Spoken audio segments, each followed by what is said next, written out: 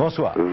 C'est la dernière semaine de campagne avant les élections législatives. Une semaine qui devrait compter. Le gouvernement mis en place par François Mitterrand doit compléter son train de mesures économiques et sociales. Le président de la République lui-même interviendra dans cette veillée d'armes. Il est possible qu'il s'exprime sur les chaînes de télévision vendredi. En tout cas, aujourd'hui même, il était en province, à Montélimar, pour cet appel. On le sait, maintenant, il y a aujourd'hui deux politiques pour la France. Quatrième stop. L'une est celle dont les Français viennent de sanctionner l'échec. Ils la jugeront, je le pense, les 14 et 21 juin, comme ils l'ont fait le 10 mai. L'autre est celle que je lui ai proposée à la France et dont j'ai commencé la mise en œuvre.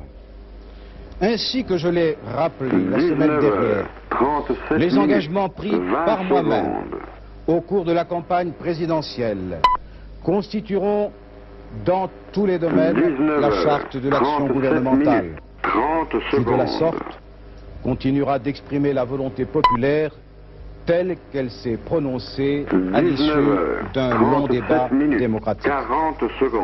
Certes, rien n'est facile, vous le savez, dans le monde où nous sommes, et rien n'est possible sans effort.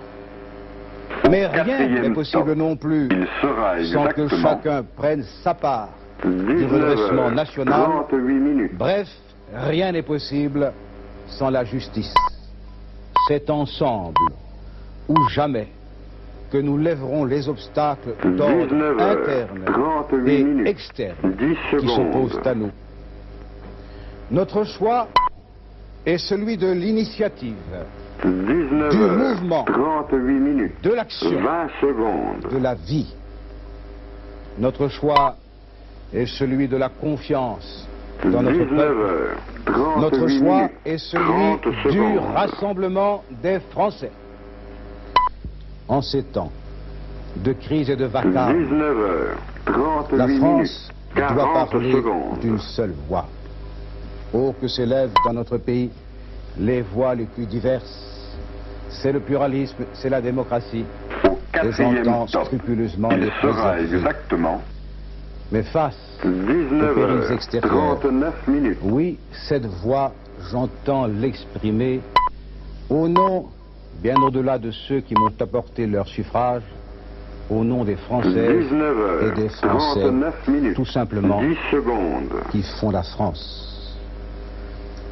Et cette France, elle doit pouvoir faire entendre, universellement, pour sa propre paix et pour celle du monde, son message de liberté et d'espérance, de force et de tranquillité, puisque l'occasion lui en sera donnée bientôt.